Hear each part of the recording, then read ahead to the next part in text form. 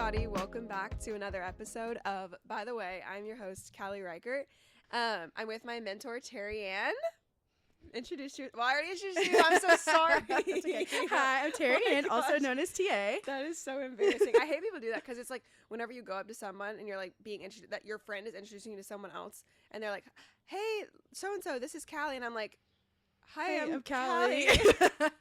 You just said that. Okay, so I'm wanting to start doing like a question of the day type thing, but it's just gonna be so out of pocket, like so silly. I mean, this isn't really that out of pocket, but your question of the day, Terriann, I want to know, and I'm really curious to know this. But what is your biggest pet peeve? Ooh,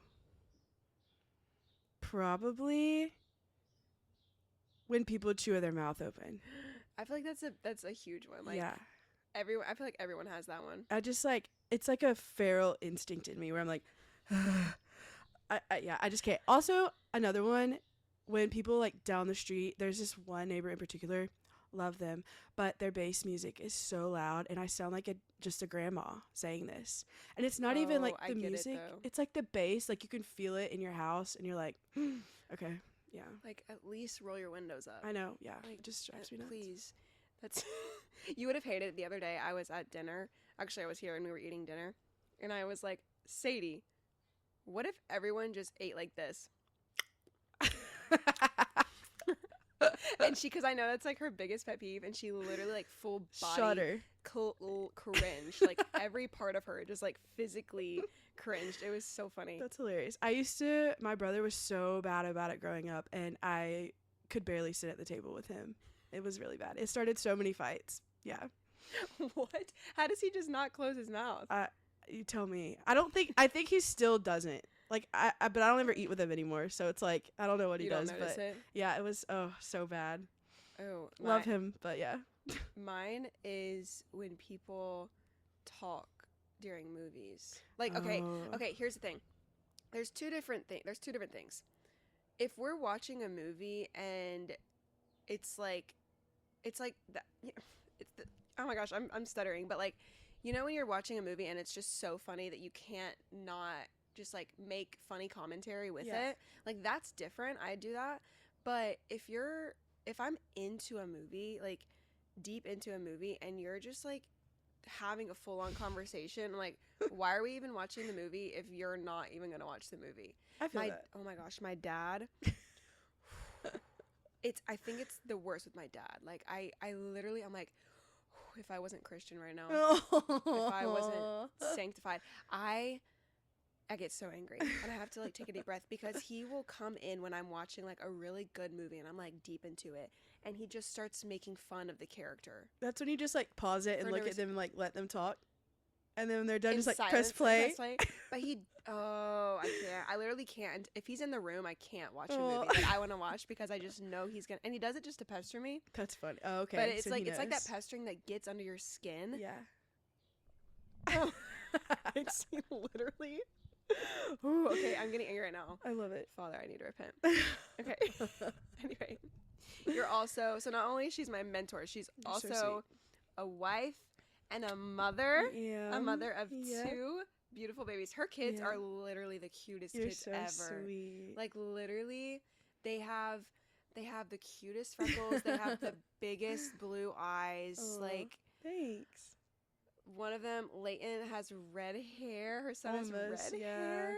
Like, Annie doesn't have red hair. Hers is black, yeah. She's my little twin, and then Leighton has like Josh's coloring, so he's a little gingery. We call him like dirty ginger because his hair's like brown, but he has all the features, and it's like red tinted. It's like red tinted, yeah, for sure.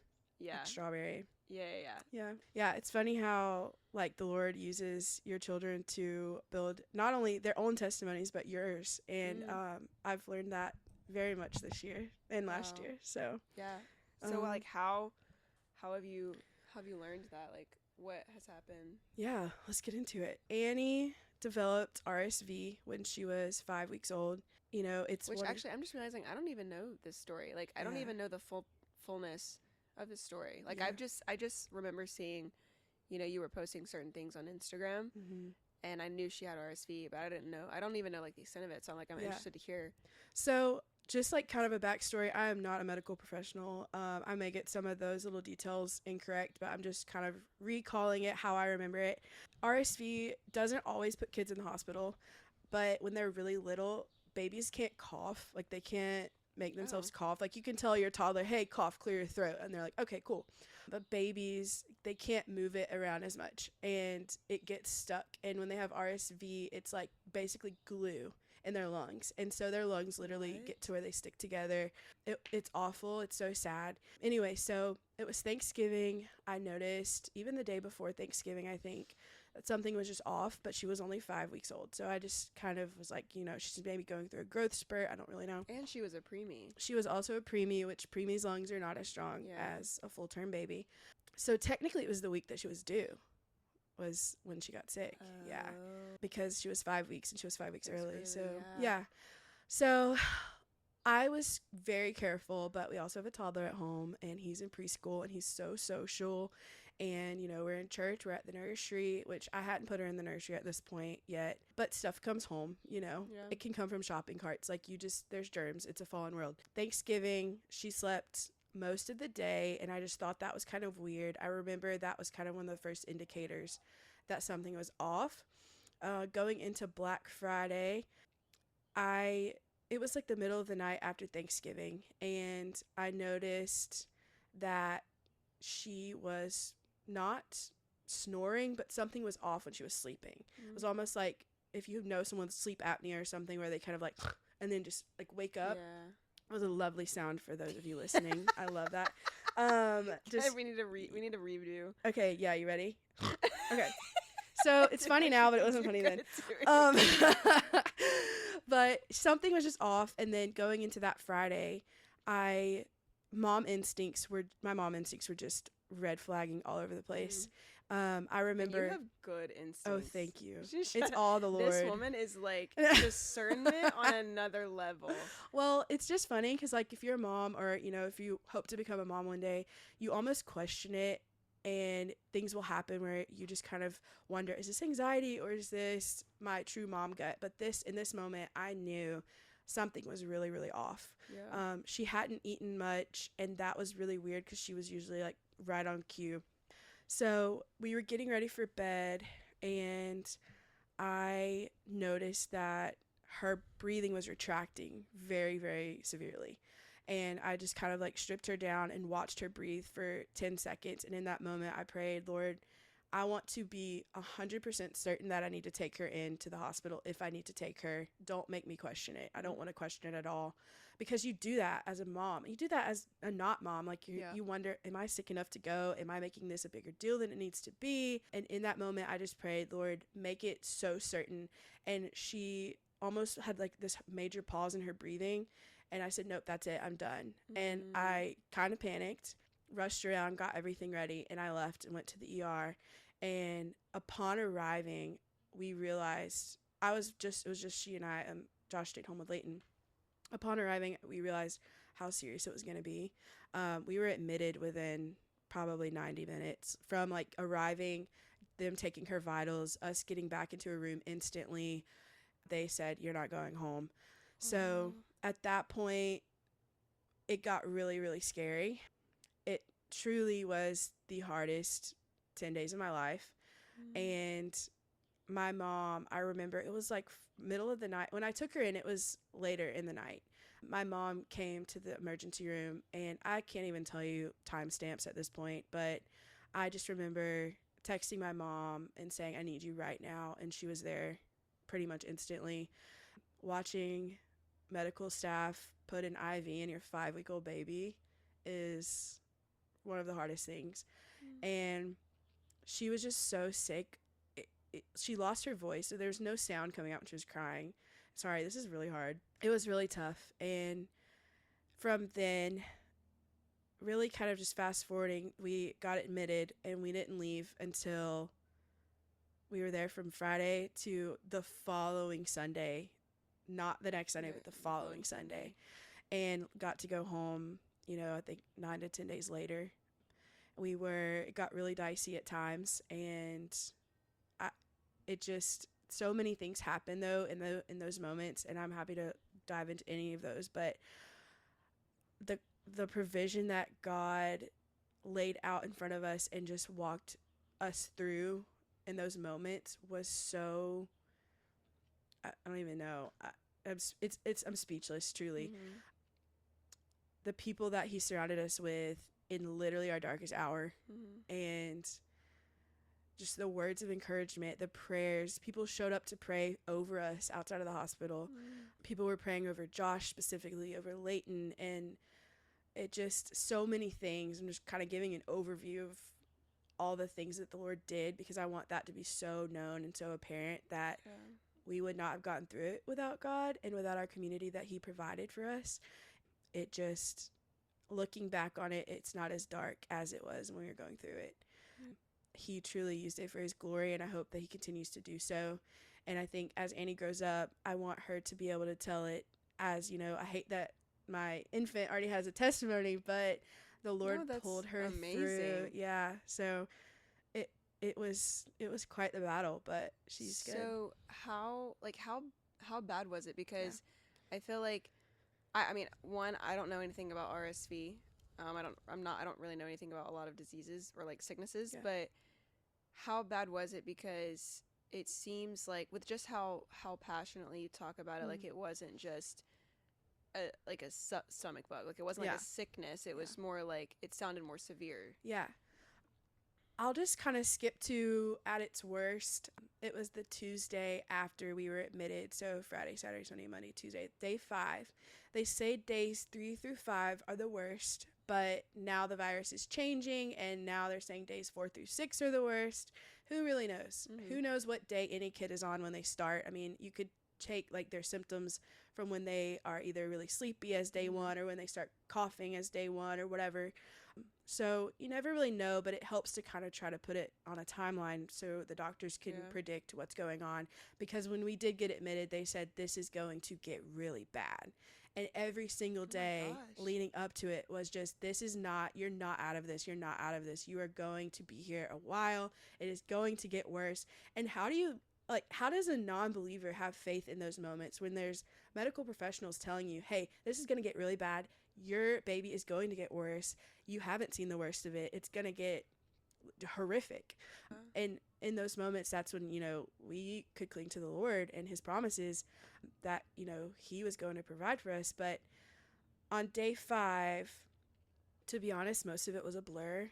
I actually just told someone this. I feel like I spent most of that day in prayer. Most of the day, my eyes were closed and my hands were quite literally like on Annie in her bed, in her hospital bed. At some point in the morning, her roughest time of day each day was like 4 a.m. to 6 a.m. I don't know why it was so hard, but she would have an okay night. I think she was just exhausted. And then when everything would stir in the morning and shift change would come about, it would just, if she was going to get worse, that's kind of when we knew. It was around that time of day. And that day, just like on Grey's Anatomy or any of the doctor shows, the doctors round, and there's so many of them. So probably like 5 to 7 doctors in the room in the mornings.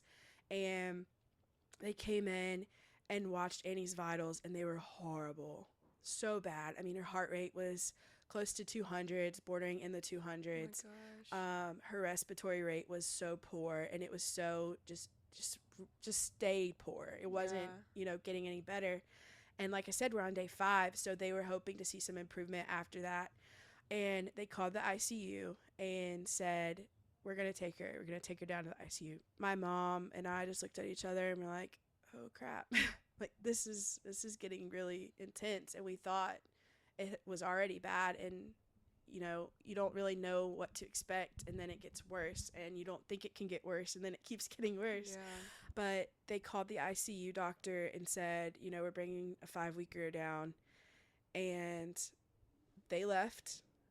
And at this point, sorry to backtrack, but to add more details for those of you that are in the medical field, Annie was on high flow, which is a machine that forces oxygen into your lungs and provides oxygen. So not only is she on supplementary oxygen, it's forcing it into her to make her breathe because she wasn't taking breaths. She's like not wasn't like really breathing She very well. She was really struggling. Really Yeah. hard. She wasn't able to get a good enough breath to sustain, essentially. And like I said, I'm not a medical professional, but on a regular peds floor, the high flow machine can only go up so high, not because it's not possible to turn the machine up, but because logistically they have to monitor the really high needs patients. And on a regular floor, nurses may have 4 to 6 patients, but on an ICU floor, they only have 1 or 2 usually. And so being on such a high flow, they couldn't go up because they couldn't provide the oversight for her. Yeah. And so that's why they were going to move her to ICU, so that she could go up a level, because it wasn't working. And so that was crazy. You don't ever want to go to the ICU. I think that just adds a whole nother element of wildness and just scariness. But we, in those minutes of them calling the ICU team and they left to go get her bed ready, I went over to her bed and I put worship music on. There's a whole playlist that I still have on my phone that I listen to, and just I'm reminded of God's goodness. But I put hands on her and I just started praying. And when I say that I prayed without saying a single word, it was prayer from like the depths of my soul that I can't even explain. I've never prayed like that in my entire life. I thought I was praying before. That was a whole nother level of prayer. I just quite literally gave God my entire heart and poured it out without saying a single word. And in that moment, released Annie to the Lord, where I was like, okay, God, you love her more than I ever could imagine. And I know he feels the same way about me, which is crazy, but his love for us is perfect and there's no fear involved. Whereas I'm sitting there looking at my baby, hardly breathing, fearful, but in love. And in that moment, I just released her to him. And we were worshiping, my mom and I. No one was talking. No one was laughing. There was it was dead serious. And one of the doctors came back in and she said, I'm going to do something kind of unconventional. But I have a feeling that this is going to work, because we didn't want her to go to the ICU. I think once you go down that path, you're looking at, if she were to have gotten worse, or if they felt like they needed to intubate her, stuff like that. That's the path that, they were essentially sending her down so that her body could rest. And we did not want that. So in those moments where we were waiting for her to go, we were worshiping and praying, and then they came back in. And like I said, she said, let's do something unconventional. I don't care what the rules are. I'm turning the high flow machine up, and you're going to get her out of the bed and you're going to hold her, and I want to watch her vitals. And usually, doctors are running around. You feel like a lot of times, I don't know if you felt this with doctors in your life, but they're going to see you and then move on to the next thing. And in this moment, this doctor, she quite literally just stood there and she waited, and she was in our room for probably 30 minutes just watching Annie's vitals. They put her in our arms and we sat and I held her, and they watched her heart rate come down and they watched her oxygen levels come up. And we have, we have worship music playing, and she starts improving almost miraculously. It was miraculously, not almost. It was 100% miraculous.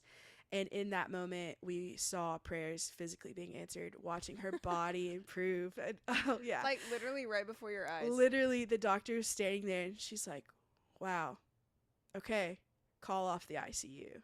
And so they didn't take her because they said, I don't care if you're uncomfortable, if you have to pee, if you need food, whatever, you're sitting right here and you're holding your baby, because she's improving while you're holding her.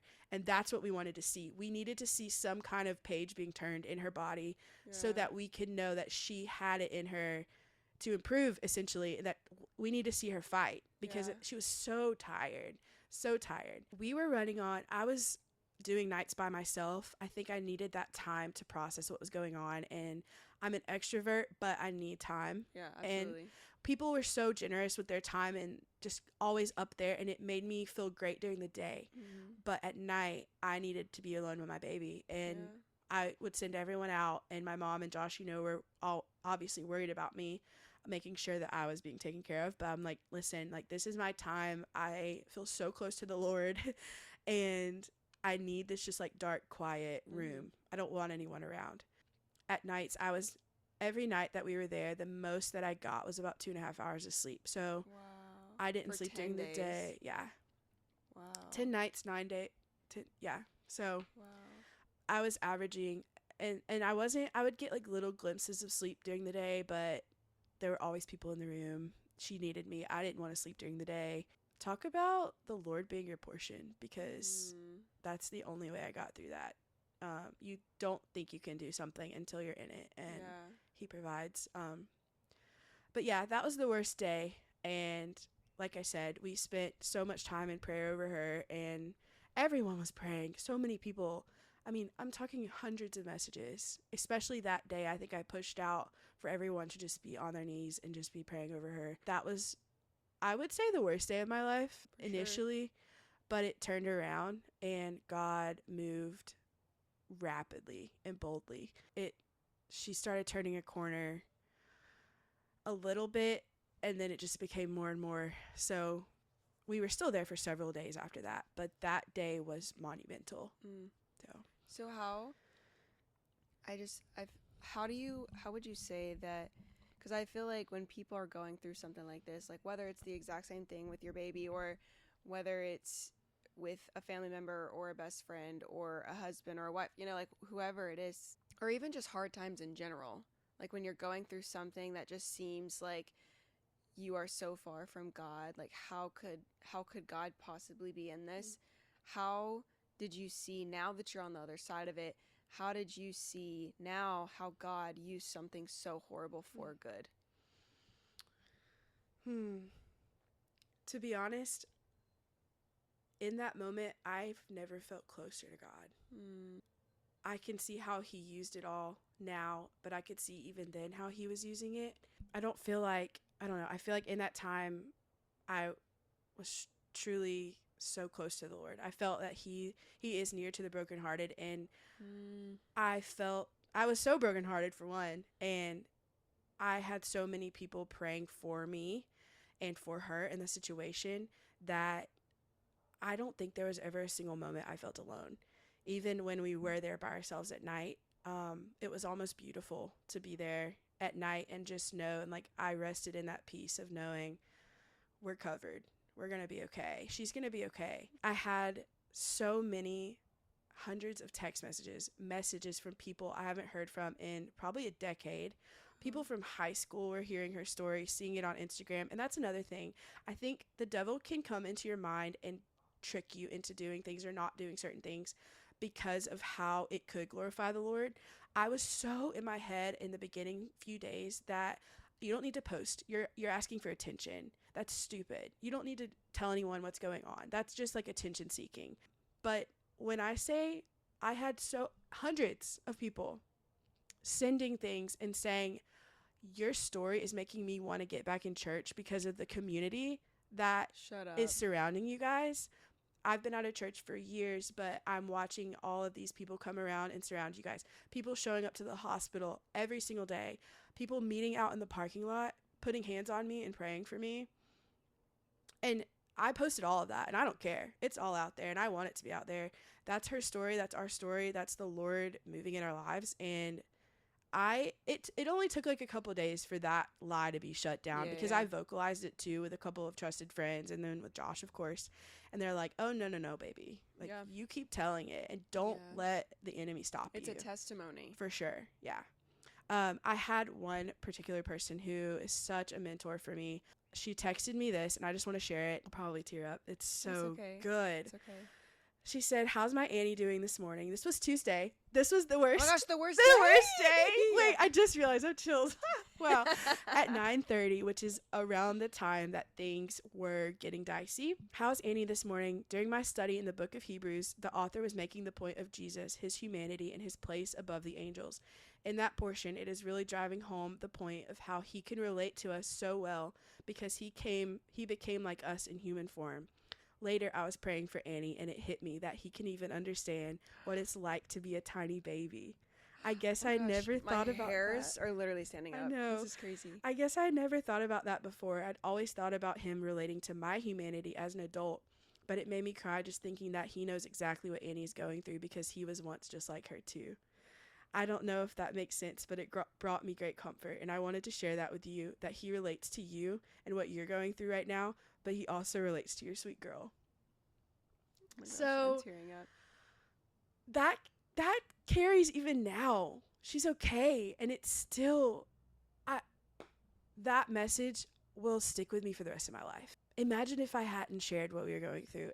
I wouldn't have gotten that encouragement. I would have been in a deep, dark pit, truly. The Lord would have been near, but the people that he used and the people that he provided and the situations that he provided were just the most incredible things. And I don't know, be vulnerable with your people, I guess is what I want to say too. Have people. Yeah, have people. Like, be in community. Yeah, no matter what stage of life you're in, it is so important.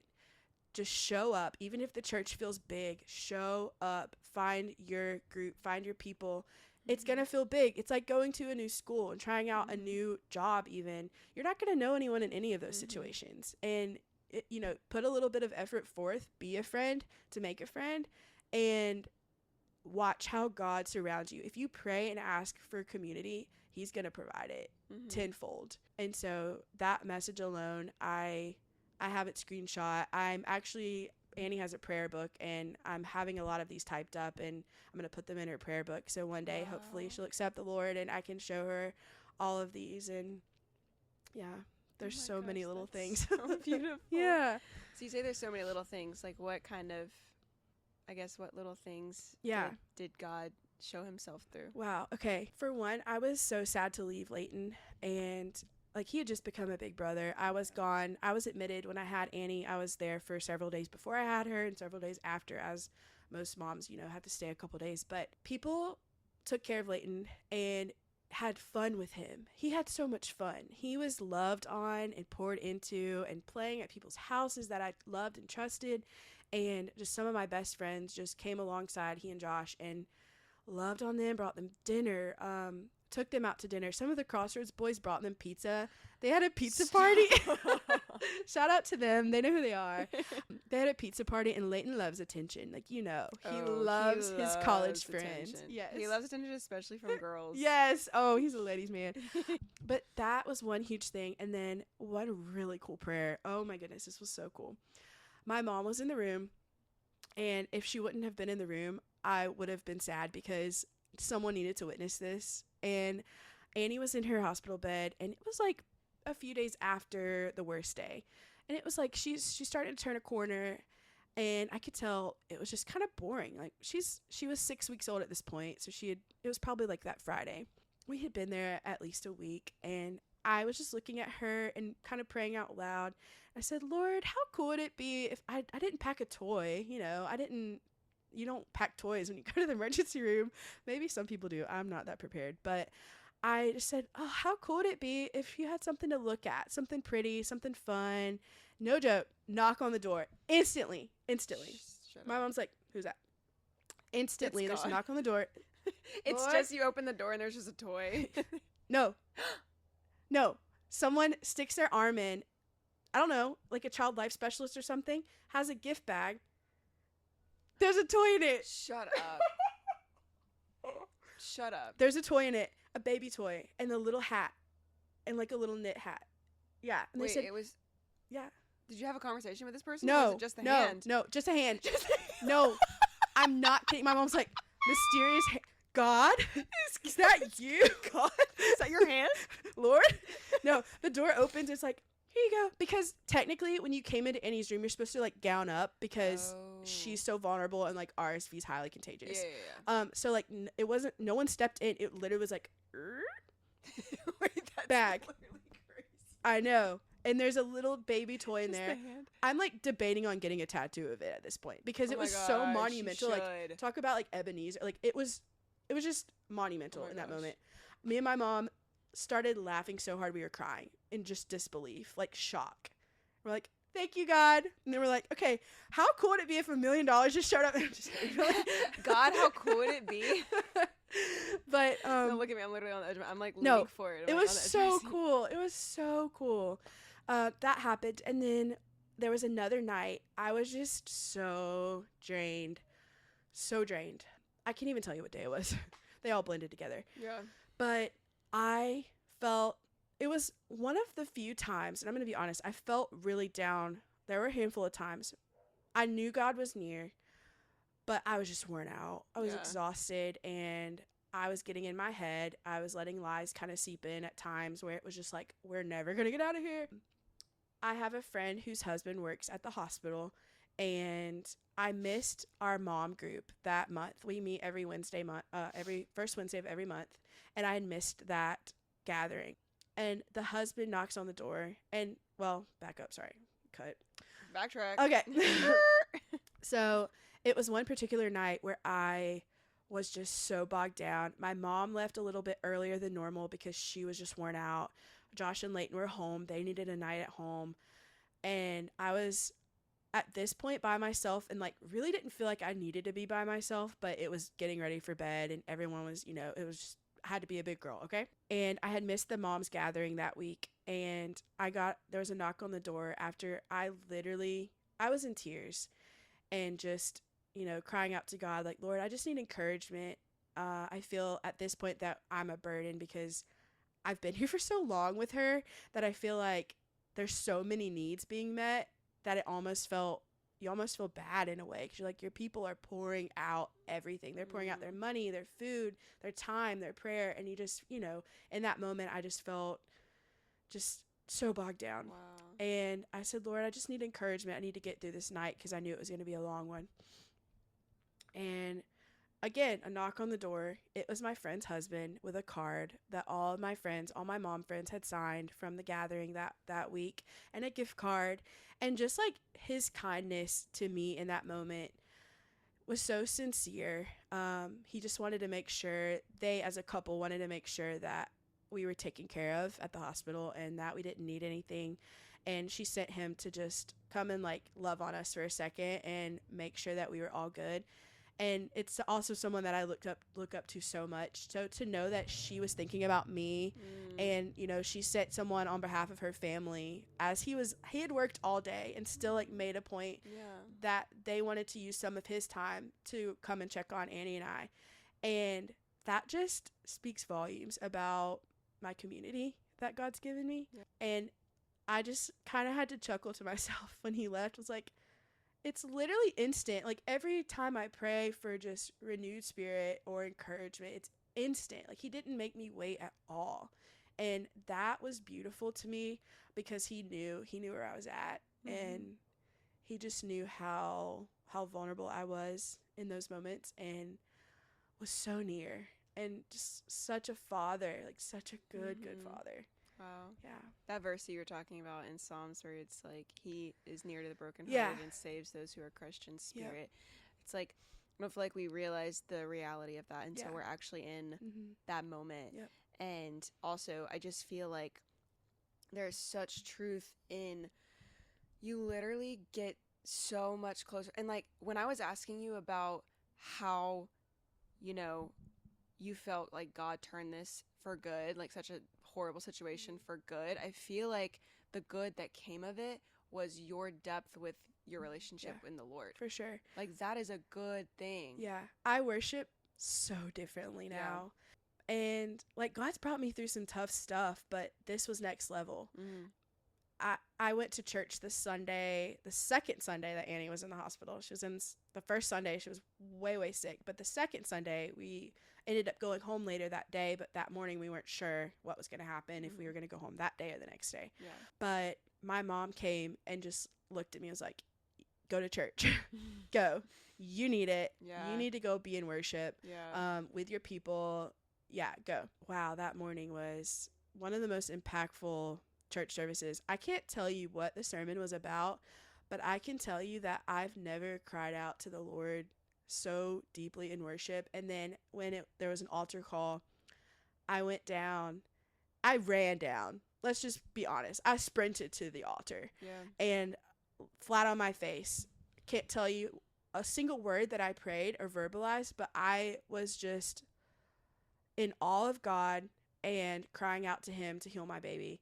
And when I got done praying, I turned around and there were like 20 of you behind me. I do remember that. And that was one of the most special moments of my life. And then we went to the hospital and they said she was going to get to go home. So. And now she's. Oh. Now she's literally the most perfect angel ever. She's so sweet. She's literally so cute. Every time and she doesn't cry when she literally never. I've never heard her cry, ever.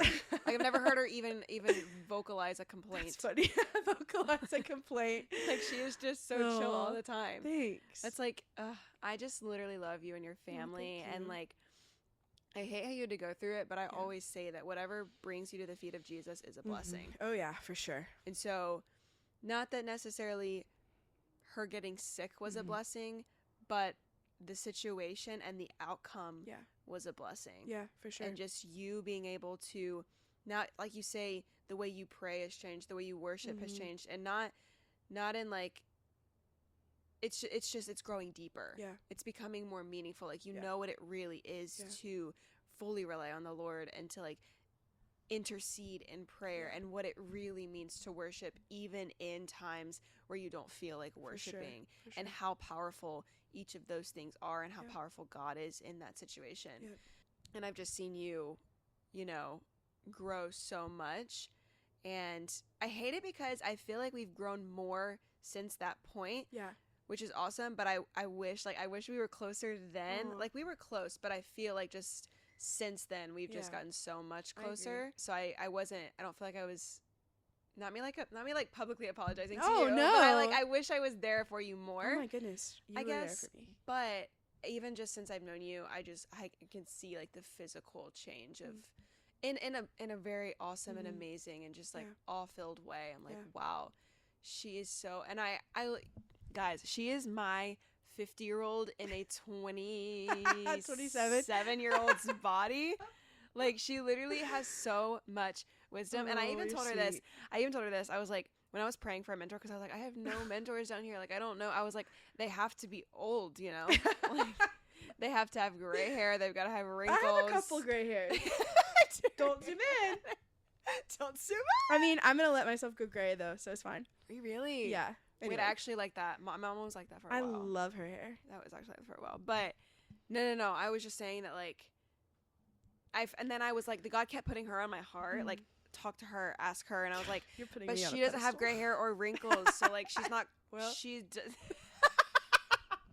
I might. Definitely not wrinkles. Like, your skin looks like Annie's skin.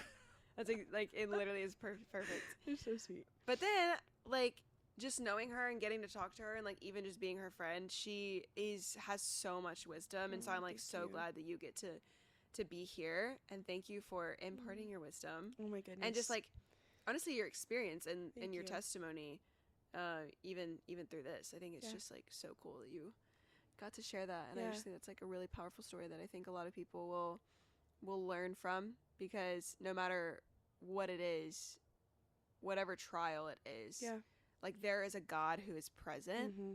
There is a God who wants to provide for you, and he wants to demonstrate that. And sometimes these kind of things happen so that God can demonstrate himself to you. For sure. So that you can grow deeper. Yeah, and to refine you. I am a control freak and perfectionist. Yeah.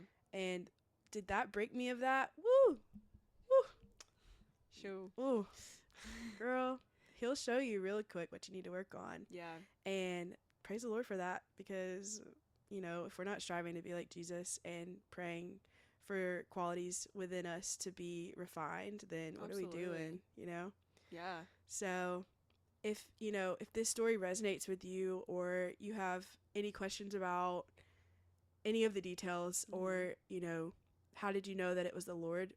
Literally message me, because please, I could talk about it. There's so much more, but we're, you know, time constraints or whatever, but there's so much, and God was so present, and he's so good, and yeah, it forever changed us. And I just pray that whoever can hear her testimony is, you know, encouraged by it, has peace that the Lord loves us and he delivers us and provides in the most miraculous ways. Wow. Thank you so much. Thank you. Thank you so much, TA, for being so here. much. I love you. We should have brought Annie and just like No, we held her up. Like, here she is. Here she is. She's chubby now. Sneak peek. Yeah. She's a full-grown human.